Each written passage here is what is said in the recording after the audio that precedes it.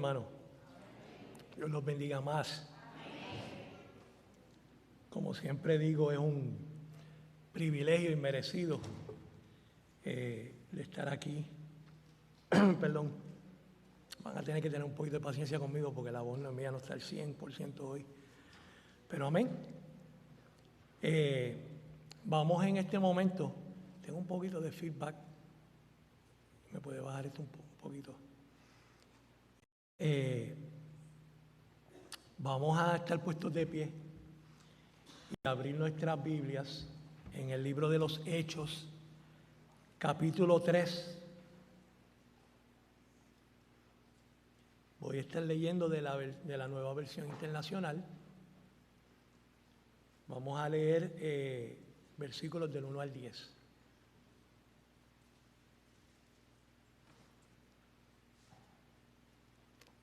Amén.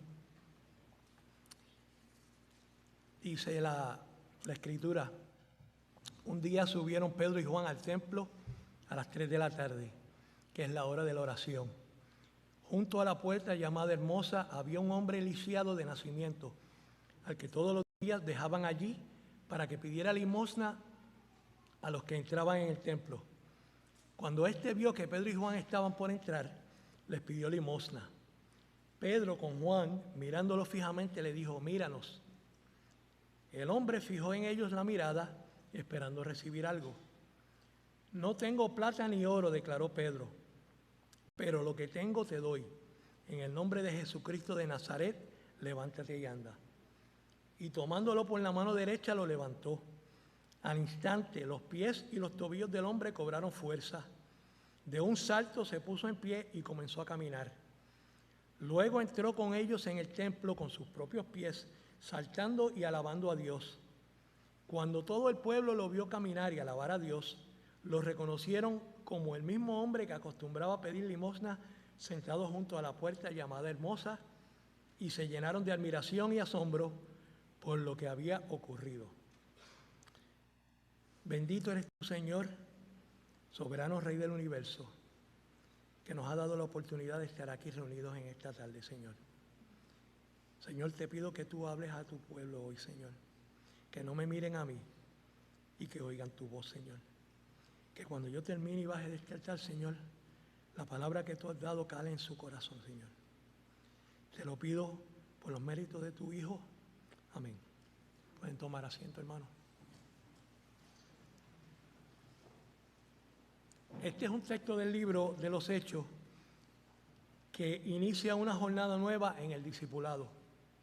Ya el aposento alto pasó, la llenura del Espíritu Santo vino sobre ellos ya en el capítulo anterior, el capítulo 2, y ellos proclamaron la palabra del Señor, y dice el texto que con denuedo y en el idioma original y oriundo de la gente que se encontraba en Jerusalén.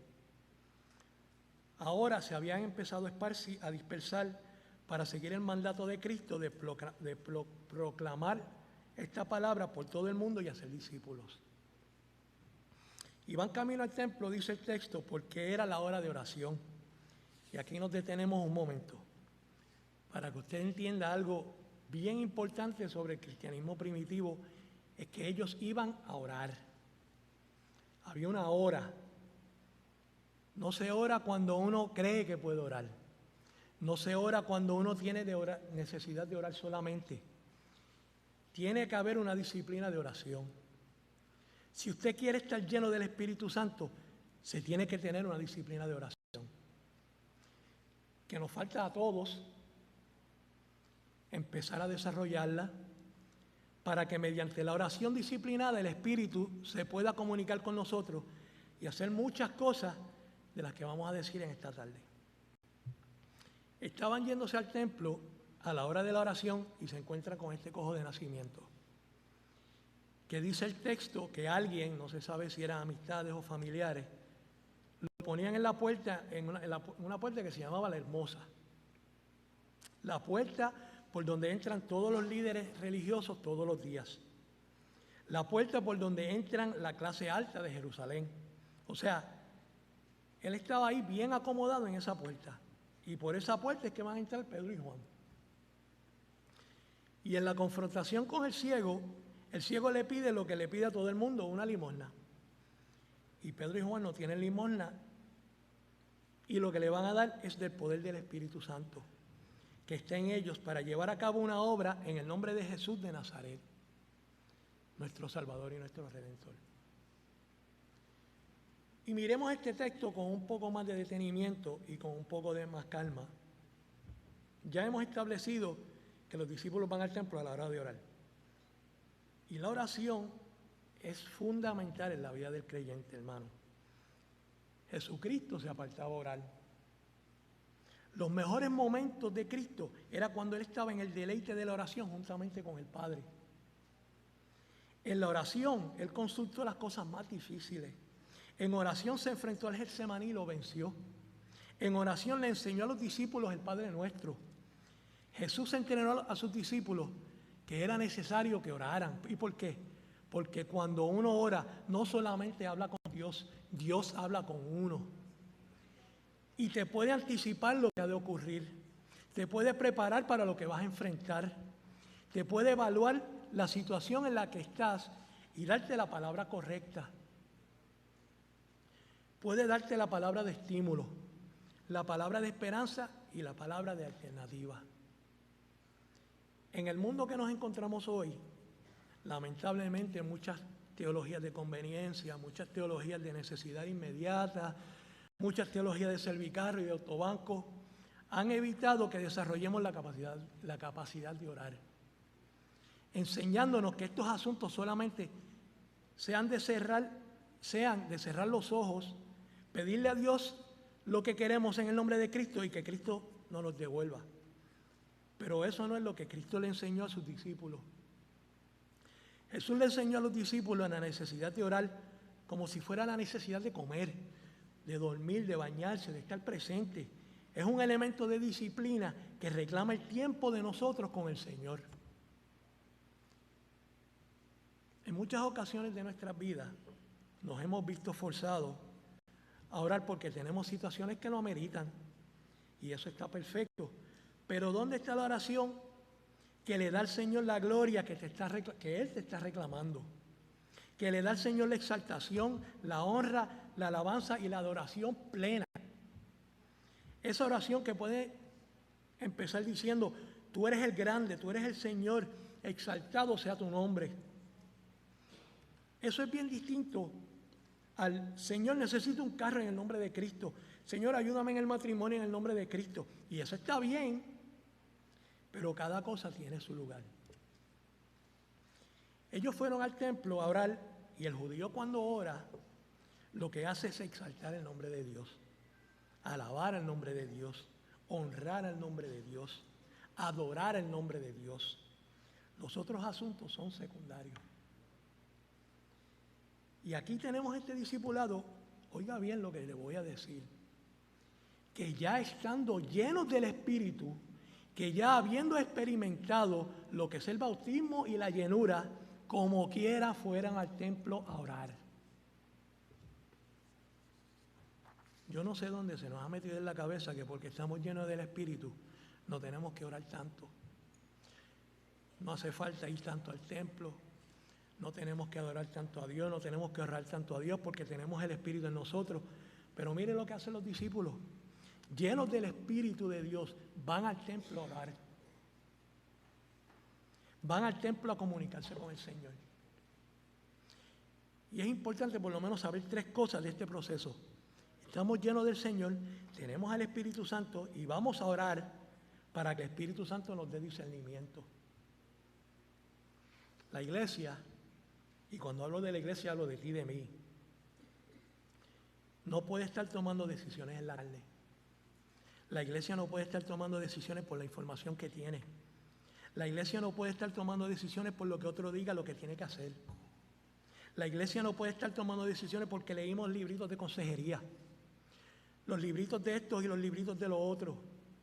La iglesia toma decisiones si se llena del Espíritu Santo y le pide al Espíritu discernimiento para conocer la buena voluntad de Dios que es perfecta y agradable.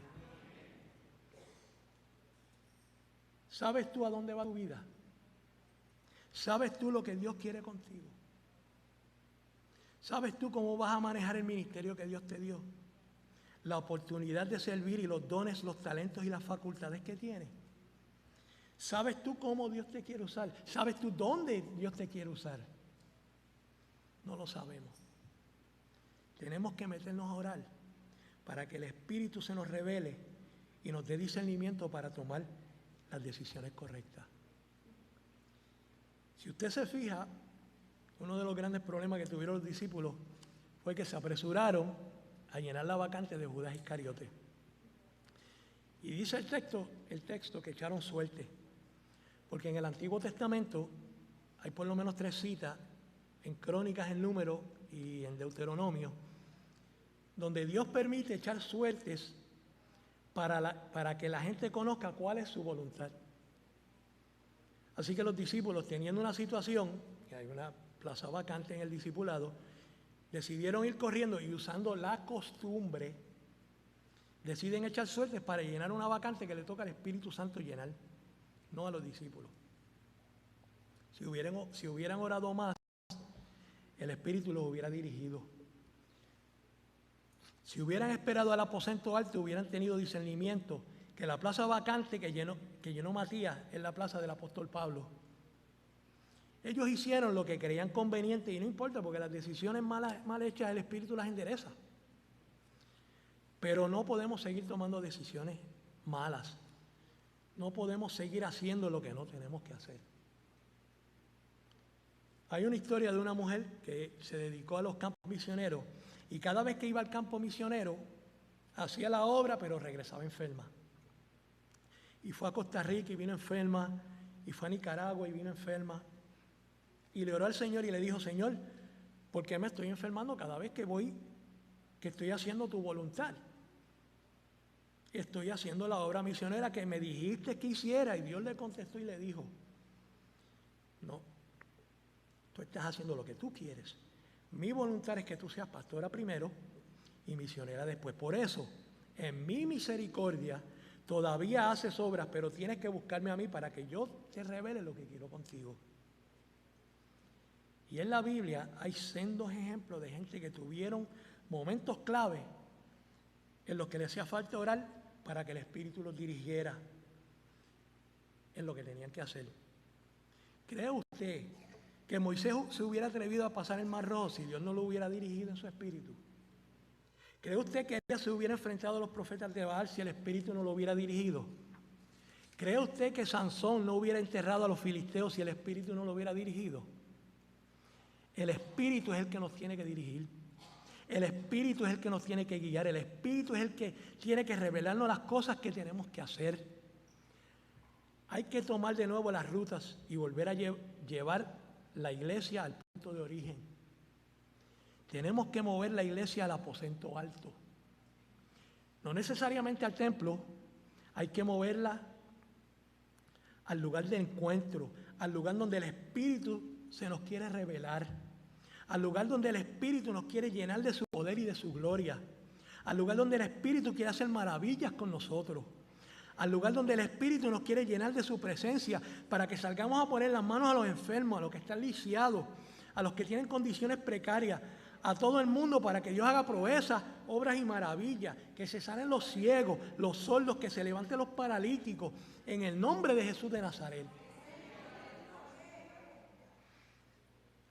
Yo no sé si usted está interesado en buscar esa presencia, pero nosotros queremos abrazar ese poder de Dios, que sabemos que está disponible para que la iglesia sea mencionada en el mundo, en los mundos en los que se encuentra,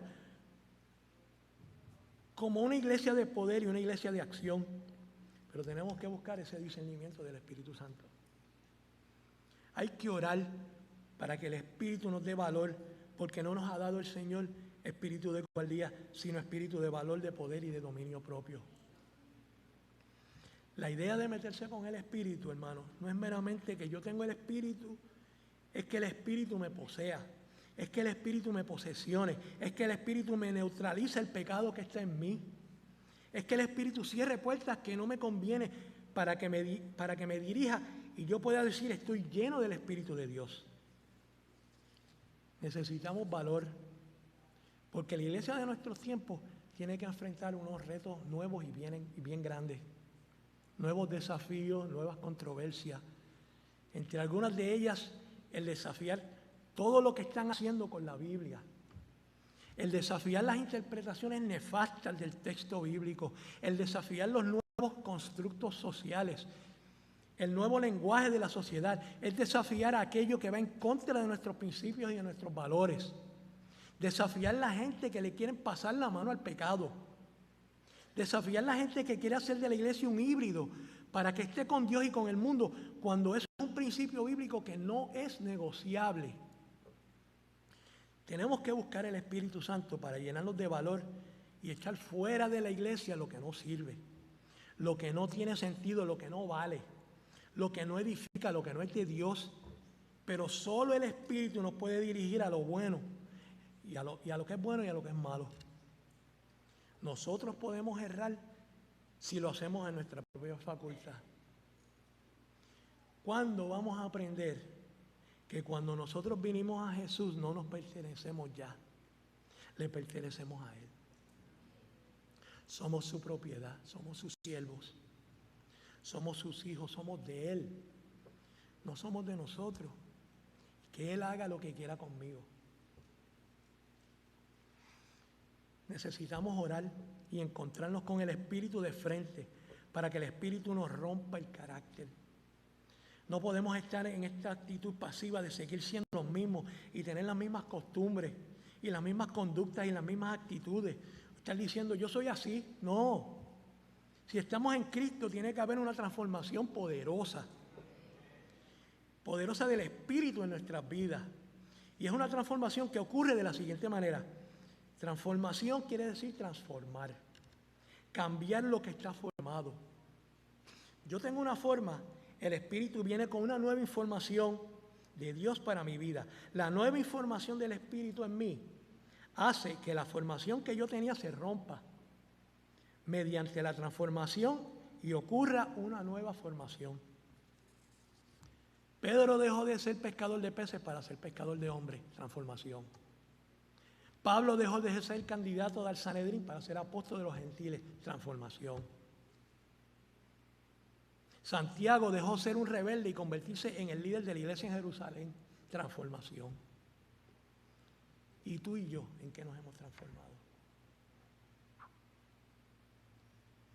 Hay iglesias en nuestros tiempos que se han transformado en iglesias pasivas, que se conforman, que están cómodas, que tienen miedo. Es una iglesia que se oyen voces y tiembla, es una iglesia que quiere hacer ver que los demonios no existen, es una iglesia que quiere conciliar las conductas de la gente, entendiéndolos sin invitarlos a ser transformados. Es una iglesia que tiene el lenguaje del mundo, el lenguaje de la academia, el lenguaje del humanismo, el lenguaje del materialismo, el lenguaje de la tecnología, pero no tiene el lenguaje del Espíritu Santo. Hoy tenemos que tomar decisiones. Hoy tenemos que empezar a orar y a clamar para que el Espíritu tome el control de la iglesia y volvamos al punto de origen. Que nuestras iglesias sean llenas del poder del Espíritu Santo, recordando que la iglesia eres tú y soy yo. Ora para que el Espíritu te dé discernimiento. Ora para que el Espíritu te dé valor. Ora para que el Espíritu te dé carácter.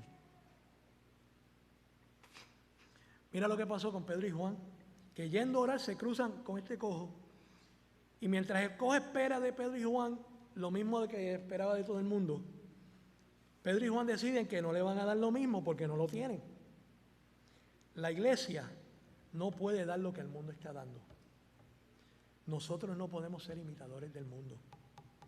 Nosotros somos representantes del reino de los cielos en la tierra. El cojo no sabe quiénes son Pedro y Juan, pero Pedro y Juan saben quiénes son ellos. Y cuando confrontan al cojo y mirándolo, ellos están conscientes de lo que no le van a dar, de que no le van a dar ni oro ni plata, porque esta es una iglesia pobre materialmente, pero rica en espíritu. Y ahí quiero volver a detenerme un momento. Cuando usted está lleno del Espíritu de Dios, los amoríos con el mundo material empiezan a morir, porque el Espíritu empieza a revelarte que no es necesario tener tanto para ser alguien en el reino. que no necesitamos títulos, que no necesitamos propiedades, ni tener el banco virado, ni carros lujosos, ni ninguna otra cosa para ser alguien en el reino. Ojo, ojo, si Dios te ha bendecido, gloria a Dios por eso. Si tienes todas esas cosas, gloria a Dios por eso. Lo que estoy diciendo es que si no lo tienes, no te sientas menos. Porque aquí lo importante es estar lleno del poder del Espíritu de Dios.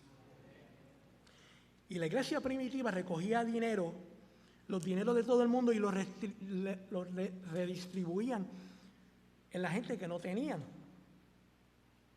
Por eso es que Pedro y Juan le dicen al cojo: no tenemos plata ni oro.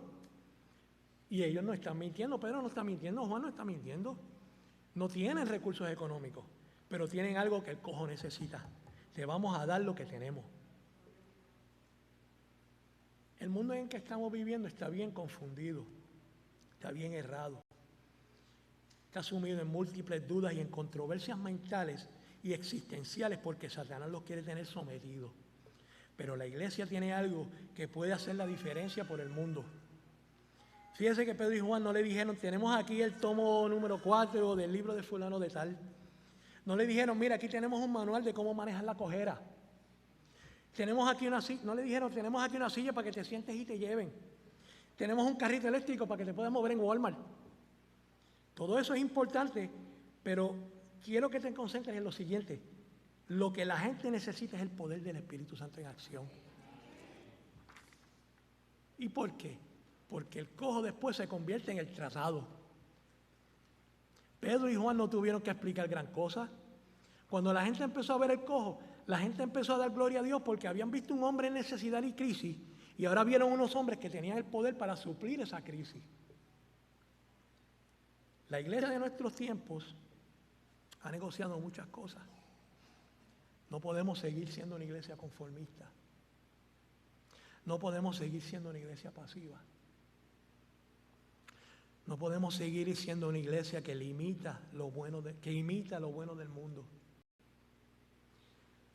Como el mundo tiene gente que da, nosotros también vamos a dar. Hacemos compras, repartimos dinero, perfecto. Pero no podemos seguir solamente con eso. La iglesia que estamos hablando aquí en el libro de los Hechos, es la iglesia que tenemos que imitar. Es la iglesia que tenemos que buscar la manera de que se nos meta por las venas y por los huesos. Esta iglesia que no nos deje dormir, que el Señor está buscando una iglesia para estos últimos tiempos, para que mucha gente se convierta, para que mucha gente venga a los pies de Cristo, para que los pródigos dejen el corral de los cerdos y vuelvan a la casa del Padre, para que los apóstoles choquen con la verdad y vengan arrepentidos a los brazos de un Dios amante que los está esperando. Mientras tú y yo estamos hablando aquí hoy, hay gente predicando el evangelio en otros sitios, convirtiendo gente, bautizando gente, porque la iglesia verdadera no la detiene ninguna fuerza, porque Cristo dijo que las puertas del infierno no pueden prevalecer.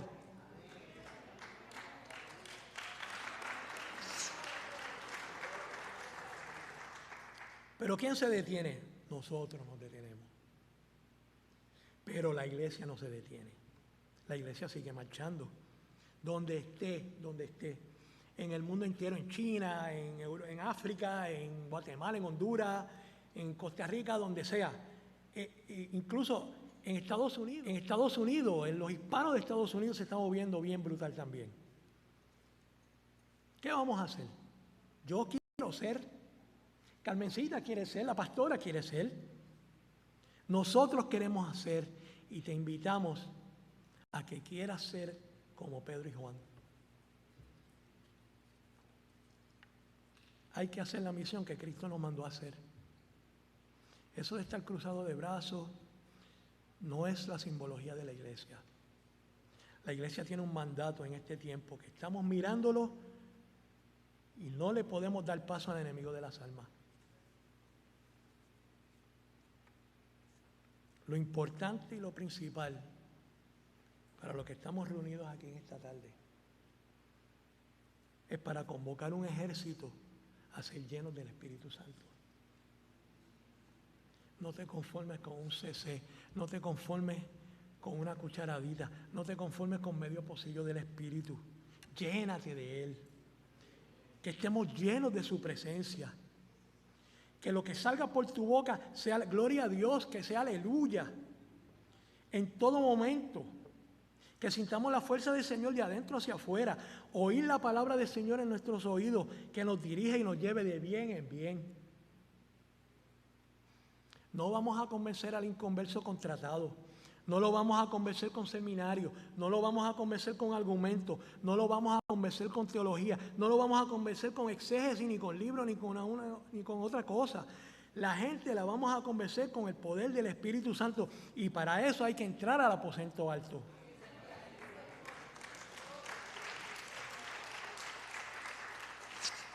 Ven al Cristo de la gloria para que el Espíritu Santo te provee discernimiento, valor y carácter. Valor, discernimiento y carácter.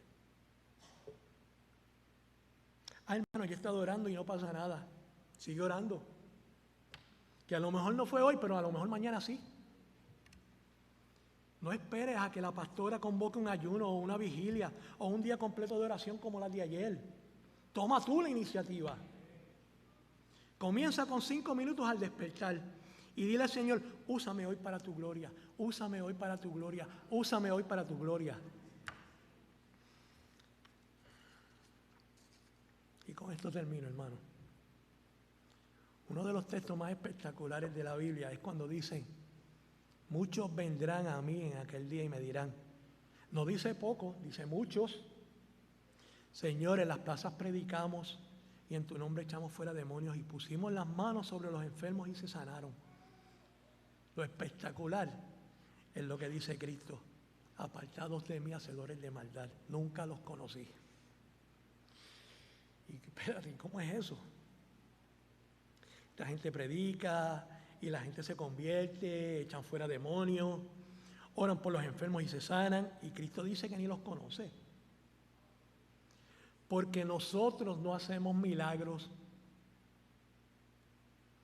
El Espíritu en nosotros.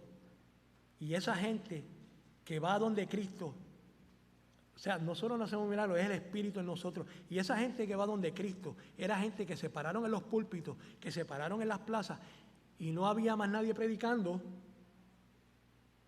Y el Espíritu los usó para su gloria, aún a pesar de que ellos estaban mal y sabían que estaban mal. Ahora vienen a decirle a Cristo que por las obras que hicieron son la última Coca-Cola del desierto. Cristo le dice, yo no los conozco. Ahora, mira el planteamiento que voy a hacer. Si el Espíritu es capaz de usar a alguien que está mal para hacer cosas gloriosas, ¿cuánto más tú y yo? ¿Cuánto más nosotros que conocemos la verdad? ¿Cuánto más nosotros que nos estamos apartando del mal para Él? Yo te aseguro que Dios nos quiere usar. Dios quiere manifestarse en nosotros. El Espíritu quiere revelarse en nuestras vidas. Pero tenemos que salir de la zona de confort. De la zona del status quo, de la conveniencia. Y meternos a la zona del sacrificio. Siguiendo a Cristo para hacer la voluntad perfecta y agradable de Dios. Tú puedes ser la diferencia en tu casa. Tú puedes ser la diferencia en tu vecindario. Tú puedes ser la diferencia en tu trabajo. Tú puedes ser la diferencia en la iglesia. Este es el tiempo. No podemos salir y ver gente en necesidad y que se nos apague el corazón y se nos arrugue porque no tenemos nada que hacer por esa vida. Tenemos que salir y cuando veamos a alguien en necesidad decirle, no tengo oro ni plata, mas en el nombre de Jesús de Nazaret te digo, levántate y anda. Y allá el Señor que haga lo que Él sabe hacer, su voluntad. Fuimos llamados a transformar el mundo, a cambiar nuestra tierra, a sembrar el poder, el amor y la fe donde quiera que vayamos. Ponte el uniforme del combate. Ven a la mies que es grande y es mucha. Pero tenemos la gloria de hacer lo que el Señor quiere que sea hecho, siempre y cuando la llenura del Espíritu venga sobre nosotros. Dios te bendiga.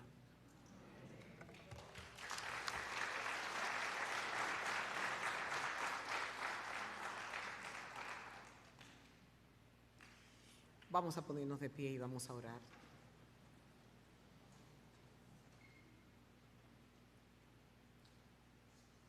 Y si Dios ha hablado a tu vida, toma la decisión y ponte en acción para que tú puedas ser un Pedro, para que tú puedas ser un Juan.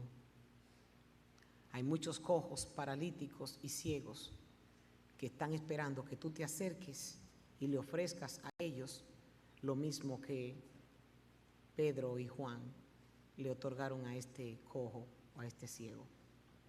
Y a todo lo que la Biblia nos describe que tiene necesidad. Vamos a orar. Padre nuestro, Dios misericordioso y eterno, sabemos, Señor, que tú eres tan fiel a ti mismo que si nos hubieras hecho mudos a todos nosotros, tu gloria como quiera quedaba manifestada por todo lo que tú creaste. Pero estuvo en tu corazón en crear seres como nosotros que tuvieran boca y que pudiéramos relacionarnos los unos con los otros. Y es por eso que yo te pido, Señor, que tú reveles al corazón de todo el que está aquí que es útil para tu reino,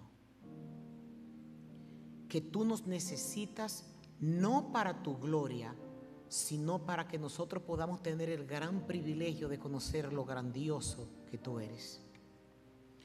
Señor, pon en el corazón de nosotros decisión,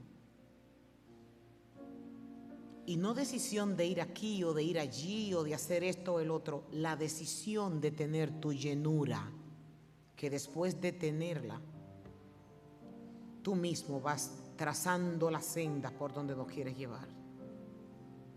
Compromete este pueblo contigo, Señor, que no solamente viva de emociones ni de momentitos alegres, sino que tenga el anillo puesto en su dedo de compromiso contigo para siempre. Glorifícate y permite que esta iglesia, Señor, pueda ser una en pensamiento. Hay mucho que hacer para nosotros manifestarles a otros quién tú eres y que enviaste a tu Hijo por nosotros. Ayúdanos, Señor, a ser los portadores del perdón de pecados.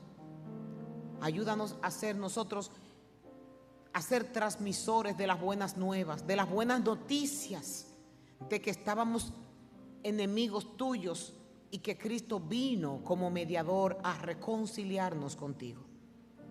Ayúdanos, Señor, a tener palabras simples para decirle al perdido que está perdonado si reconoce el sacrificio de tu enviado.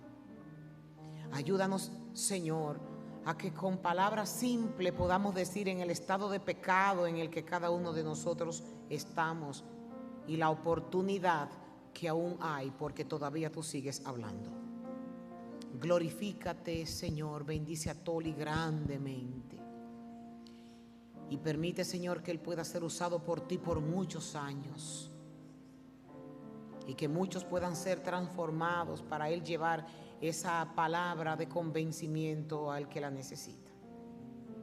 Bendice este pueblo, Señor, y ayúdanos a ser parte de tu redil para gloria eterna de tu nombre.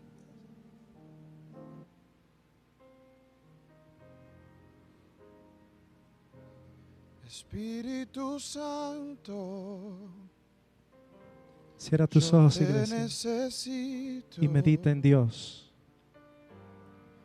Manda tu fuego a este lugar. Espíritu Santo, solo anhelo mirar tu gloria